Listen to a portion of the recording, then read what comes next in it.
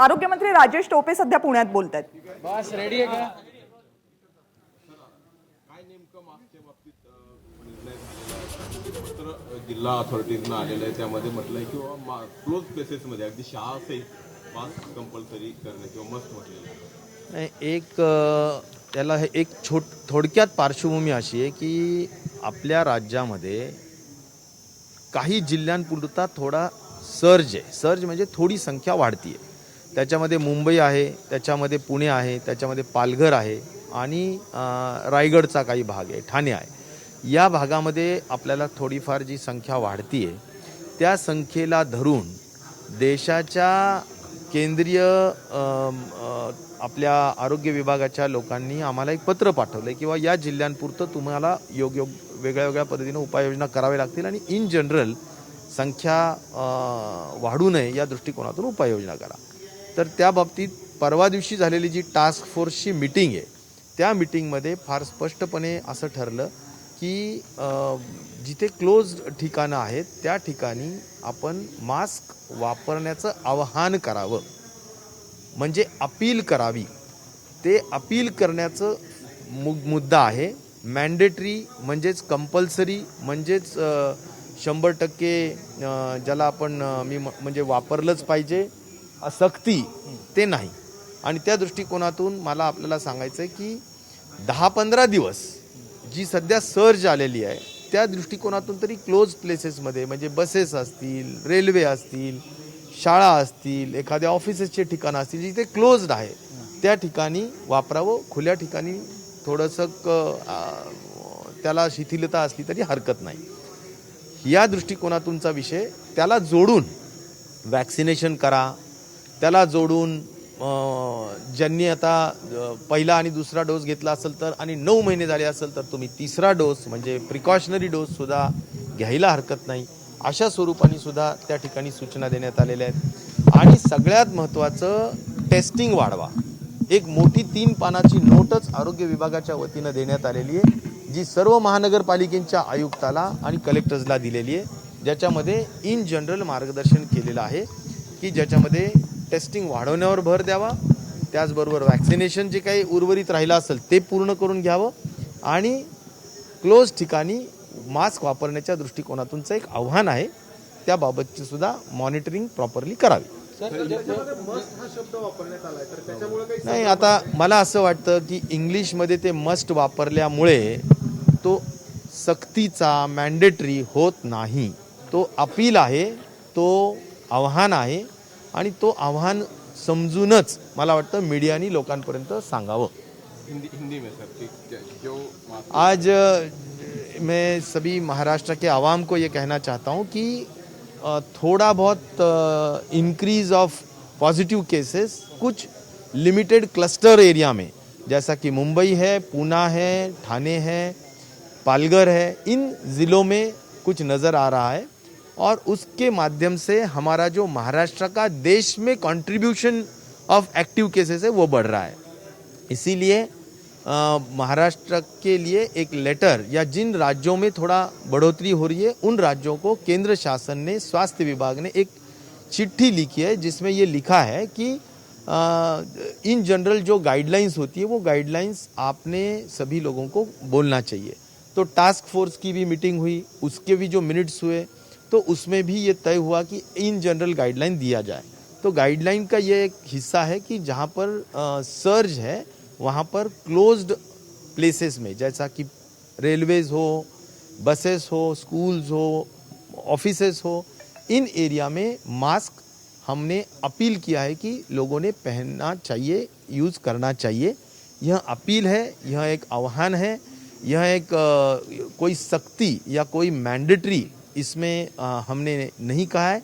इसलिए जो पेनल्टी जो बोलते हैं वो फाइन बोलते हैं वो बिल्कुल नहीं लगेगी. लेकिन जनरल हम सभी समझदार लोग हैं तो क्लोज प्लेसेस पे लोगों ने यह अपील को प्रतिसाद देना चाहिए. ऐसी विनती मैं स्वास्थ्य मंत्री की हैसियत से महाराष्ट्र के आवाम को, जनता को कर रहा हूँ. लेटर में जो सिर्फ मस्ट जो वर्ड यूज किया ये जो मस्ट इंग्लिश में जो लेटर हमारे स्वास्थ्य के अतिरिक्त मुख्य सचिव ने जो कहा है उसका मुझे लगता है कि गैर अर्थ न लेते हुए वह एक अपील ही है, इतना ही मैं कहना चाहता हूँ। सर, रुग्णसंख्या वाढते त्यानुसार केंद्र सरकारने राज्य सरकारला पत्र पाठवलेले आहे, काय त्या पत्राचा अनुषंगाने मला वाटतं मी सगळं सांगितलं त्याच्यात की रुग्णसंख्या थोडी वाढत असल्या कारणाने वेळेत सगळ्या उपाययोजना म्हणजे ज्याच्यामध्ये वॅक्सिनेशन वाढवा, ज्याच्यामध्ये मास्क क्लोज ठिकाणी वापरा, ज्याच्यामध्ये साधारणपणे टेस्टिंग्स वाढवा आणि प्रॉपरली व्हेरियंट काही बदललेलं आहे का ते पण तपासा, या सगळ्या बाबी त्याच्यात अंतर्भूत असतात आणि त्याचं वेळोवेळी आरोग्य विभागाच्या वतीनं कार्यवाही केली जाते. हिंगोली जिल्ह्यामध्ये बोगस डॉक्टरांचं प्रकरण समोर आलेलं आहे आणि त्या संदर्भात तक्रार सुद्धा जिल्हाधिकाऱ्यांकडे करण्यात आली. काय त्याचं बोगस म्हणजे तो म्हणजे डिग्री नाही आहे त्याची, डिग्री नसलेले डॉक्टर्स काही नाही, एक जनरल आहे महाराष्ट्रभरामध्ये जिथे जिथेही डिग्री नसलेले किंवा इलेक्ट्रोपॅथी म्हणून काम करणारे किंवा अन्य काहीच डिग्री नसणारे बंगाली डॉक्टर, ज्याला असं एक शब्द आहे, त्या पद्धतीनं लोक मोठ्या पद्धतीनं स्टिरॉइड्स देत आहेत, हायर अँटीबायोटिक्स देत आहेत आणि अक्षरशः उपचाराचा जो ट्रीटमेंटचा जो त्यांचा जो चार्ज असतो तो 100 रुपये 200 रुपये अशा स्वरूपाने असतो आणि त्यामुळं ग्रामीण भागातले लोक हायर अँटीबायोटिक डोसेस आणि स्टिरॉइड्स आणि या सगळ्या कारणांनी लगेच त्यांना बरं वाटतं, परंतु त्याचा दुर्गामी परिणाम लॉंग टर्म फार मोठा वाईट त्या ठिकाणी शरीरावर होतो आणि ते थांबलं पाहिजे. डॉक्टरशी डिग्री नसताना, लायसन नसताना प्रॅक्टिस करणाऱ्या लोकांवर सक्तीनं कारवाई करा, अशा सूचना आरोग्यमंत्री या नात्याने मी राज्यभरातल्या कलेक्टर्सला दिलेल्या आहेत आणि कुठल्याही परिस्थितीत याबाबतची धरपकड ही झाली पाहिजे आणि त्यांच्यावर सक्तीनं पोलीस कारवाई झाली पाहिजे. अन्यथा या पद्धतीनं लोकांना जो काही हायर अँटीबायोटिकच्या डोसमुळे लोकांची प्रतिकारशक्ती कमी होईल किंवा अँटीबायोटिक्सला सुद्धा जे रिस्पॉन्ड द्यायला पाहिजे ते पण देणार नाहीत आणि परिणामी आरोग्य धोक्यात येऊ शकतं. म्हणून या पद्धतीनं कारवाई करणं गरजेचं आहे. मी निश्चित प्रकारे माननीय गृहमंत्री दिलीप वळसे पाटील साहेब यांनाही मी विनंती करणार आहे, त्यांनाही मी पत्र देणार आहे. आम्ही आता पुण्यातच आहोत आणि त्यांनाही सांगणार आहे की प्रत्येक SP आणि कमिशनरनी याबाबत आम्हाला आरोग्य विभागाला सहकार्य करावं. टोपे सर, एक आपल्याकडे एकीकडे कोरोनाचं आव्हान आहे आणि दुसरीकडे आपल्या आरोग्यातील वरिष्ठ जे अधिकारी आहेत 90 अधिकाऱ्यांची रिटायरमेंट परवा झाली आहे, वॅकन्सी प्रचंड आहे, तर याच्यावर नेमकं काय ॲक्शन राहील? कधीही मी एक सांगतो, जे सेवा प्रवेश नियम असतात त्या सेवा प्रवेश नियमामध्ये आता मागच्या वर्षानुवर्षाच्या काही काळामध्ये व्यवस्थित त्या गोष्टी केलेल्या नसल्या कारणाने आज हा एक गंभीर प्रश्न आमच्या विभागात निर्माण झाला आहे. विषय असा आहे की समजा डायरेक्टर करायचं असेल तर 3 वर्षाचं ॲडिशनल डायरेक्टर म्हणून सेवा करण्याची एक्सपिरियन्स असण्याचं आवश्यकता आहे. त्याच पद्धतीनं डेप्युटी डायरेक्टरमधून जॉईंट डायरेक्टर व्हायचं असेल तर तशाच पद्धतीचा विषय आणि या ठिकाणी खाली कॅडरला लोक उपलब्ध मागच्या अनेक वर्षांपासून नव्हते आणि त्यामुळे हा परिस्थिती निर्माण झालेली आहे. तर आता आम्ही ॲडहॉक बेसिसवर या ठिकाणी जे ज्युनियर्स आहेत त्यांना ते पद डाऊनग्रेड करून आम्ही देणार आहोत. नवीन तरुण फळी ही आम्ही वर पाठवत आहोत, म्हणजे अपग्रेड करत आहोत, त्यांना अधिक संधी देत आहोत. कुठल्याही परिस्थितीत आता रिटायरमेंटच्या एजच्या बाबतीत आम्ही अत्यंत स्ट्रिक्ट आहोत. कुठल्याही परिस्थितीत सुप्रीम कोर्टाचा निर्णय जो आहे त्या निर्णयाच्या अंमलबजावणी आम्ही आरोग्य विभागाच्या दृष्टीनं करणार आहोत आणि कुठेही आता वयाला एक्सटेन्शन देण्याचा विचार आरोग्य विभागाच्या आणि माननीय मुख्यमंत्र्यांच्या विचाराधीन नाही. सगळ्या शहरात संख्या वाढली तर काही निर्बंध वाढण्याची शक्यता आहे? मला असं वाटतं की 15-20 दिवस अजूनही आपल्याला ऑब्झर्व करता येईल. त्याच्यानंतर मास्कच्या संदर्भात सक्ती करायची का नाही याबाबतचा निर्णय नंतर 15-20 दिवसानंतर परिस्थिती आणि संख्या या सगळ्यांवर नजर ठेवून नंतर कळवण्यात येईल. सध्या सक्ती नाही, आव्हान आहे. गंभीर होण्याचं प्रमाण किती?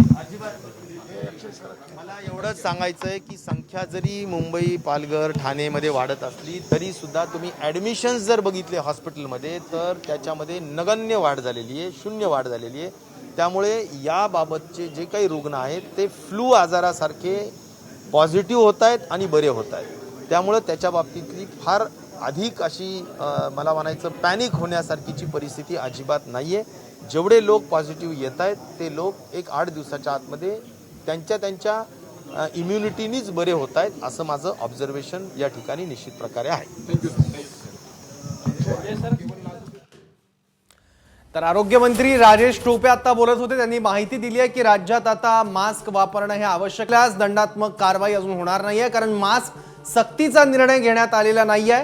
मास्क प्रत्येकाने वापरावा, सार्वजनिक ठिकाणी तो आवश्यक वापरावा असं आवाहन आम्ही राज्य सरकारतर्फे करतो, असं राजेश टोपे यांनी म्हटलेलं आहे. एबीपी माझा, उघडा डोळे बघा नीट.